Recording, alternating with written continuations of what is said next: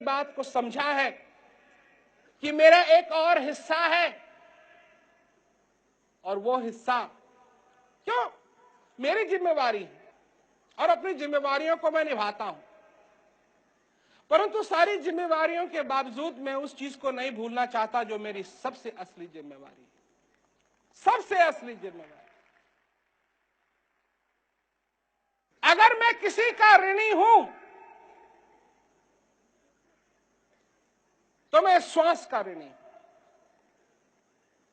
इसका कर्ज है मेरे। ये श्वास आया और आज मैं अगर हरा देख सकता हूं, पीला देख सकता हूं, लाल देख सकता हूं, बोल सकता हूं, हंस सकता हूं, रो सकता हूं, क्योंकि मेरे अंदर ये श्वास आया। अगर आज मेरा कोई भाई है तो वो इसलिए है कि मेरे अंदर श्वास आया। अगर आज मेरे बच्चे हैं तो वो इसलिए है कि मेरे अंदर श्वास आया।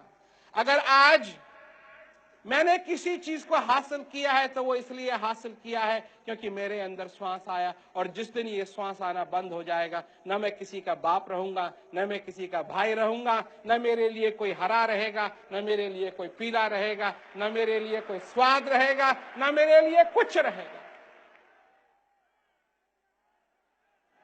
और भाग्य मेरा ये रहा है कि किसी ने मेरी जिंदगी के अंदर ये कहा कि तुम अंदर की तरफ मुड़ो और अंदर की तरफ देखो कि तुम्हारे अंदर क्या है। और मुझे एक ज्ञान रूपी दर्पण दिया कि तुम देखो, समझो। तुम अपनी जिंदगी के अंदर जिस प्यास को महसूस करते हो उस प्यास को बुझाने की कोशिश करो। लोग कहते हैं शांति चाहिए तो ये सब कुछ छोड़ दो, त्याग कर दो। अगर मैं सब कुछ त्याग कर ही दूं तो मैं शांति का क्या करूंगा? ये समझो ना बात को।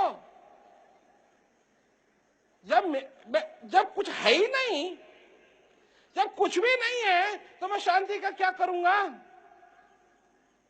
अरे शांति चाहिए तो मुझे उसी प्रकार शांति चाहिए कि मैं युद्ध भी करता रहूं और जो चीज है मेरे अंदर मैं उसका आनंद भी लेता रहूं। ऐसी शांति। और अगर ये निकल गया हाथ से, ये मौका निकल गया और इस जिंदगी के अंदर अपने जीवन को सफल नहीं कर पाए और लोग कहते हैं कि दूसरा जीवन मिल जाएगा, तो मैं कहता हूं उनसे जाओ, बैंक में जाओ और कहो कि आपने करोड़ों करोड़ों रुपए पिछली जन्म में डिपॉजिट किए थे, आज इस जन्म में आपको वो चाहिए।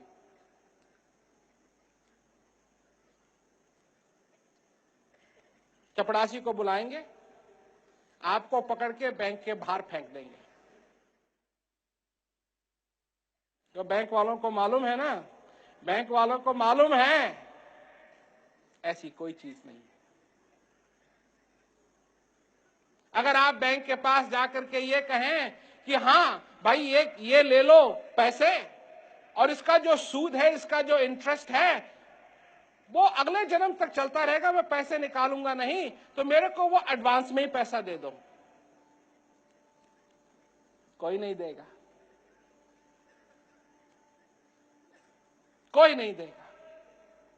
क्यों? कि यह अब की बात, और सारे बिजनेस में आज की बात होती है, अब की बात होती है, और आपके जीवन में भी आज की बात होनी चाहिए, अब की बात होनी चाहिए। तो यही बात मैं कर रहा हूं, अपना जीवन सफल बनाओ। लोग कहते हैं कि आप क्या कर सकते हैं? मैं आपकी मदद कर सकता हूं, बस। मैं सिर्फ इतनी चीज कर सकता हूं, आपकी मदद कर सकता हूं, और वो भी तब जब आप चाहें। फिर लोग हमसे कहते हैं दे दो जी, दे दो। हम कहते हैं नहीं, जब तक अपनी प्यास को नहीं समझोगे तब तक तुमको कुछ नहीं मिलेगा। अपनी प्यास को समझो, समझने की कोशिश करो। लोग कहते हैं दे दो जी, दे दो, क्योंकि आदत है ना, जो चीज पसंद आ गई बाजार में जाके खरीद ली। हम यही तो समझाते हैं लोगों को, यहाँ कुछ हम बेचते नहीं हैं, ये ज्ञान बिकने के लिए नहीं है, आपको कुछ खरीदना नहीं है, ये तो समझ की बात है। समझने की कोशिश करो, समझने की कोशिश करो कि ये मनुष्य शरीर क्या है, समझने की कोशिश करो कि ये श्वास क्या है, समझने की कोशिश करो कि आपको क्या मिला है, और तभी आप अपना जीवन सफल कर पाएंगे। प्यास लगी है, पियो। और हम तो ये भी कहते हैं कि हम ये नहीं कह रहे हमारे पास ही आओ, जाओ जहां जाना चाहते हो, जैसे जाना चाहते हो, जैसे इस प्यास को बुझाना चाहते हो, कोशिश करो इस प्यास को बुझाने की। ये तुम्हारा धर्म है कि ये प्यास बुझे। और अगर कहीं नहीं बुझी, हम हैं।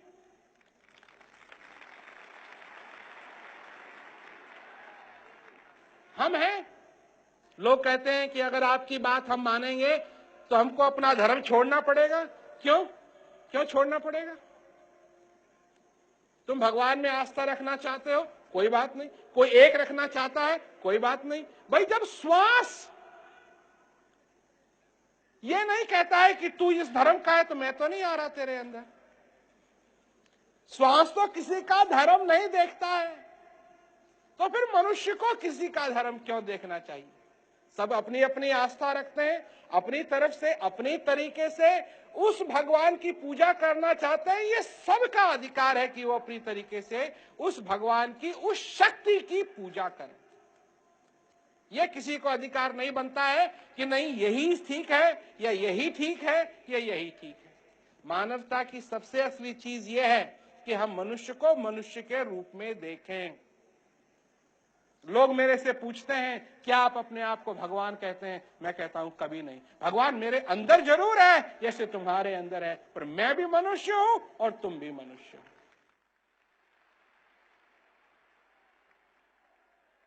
और जब तक मनुष्य मनुष्य का आदर नहीं करना सीखेगा, तब तक शांति, बाहर की शांति इस संसार के अंदर संभव नहीं है। और अगर मनुष्य मनुष्य का आदर करना सीखना चाहता है तो सबसे पहले उसको अपना आदर करना पड़ेगा, अपने श्वासों का आदर करना पड़ेगा, अपनी जिंदगी का आदर करना पड़ेगा। और जब वो उस आदर को करना शुरू करेगा तब वो दूसरे का भी आदर करेगा और तब संभव है। लोग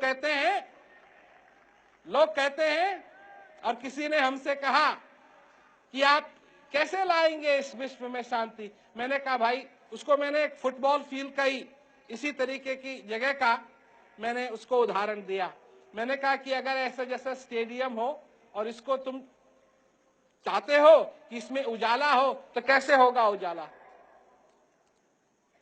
बल्ब जलाने पड़ेंगे, एक एक बल्ब जलाना पड़ेगा। जब बल्ब जलेंगे तब उजाला होगा। मनुष्य, हर एक मनुष्य एक एक बल्ब है। ये स्टेडियम, ये पृथ्वी है, ये संसार है। अगर इसमें लाइट चाहते हो तो मनुष्य रूपी बल्ब को जलना पड़ेगा, और जब वो प्रकाश उसमें से देगा तब जाकर के सारे स्टेडियम में प्रकाश ही प्रकाश उत्पन्न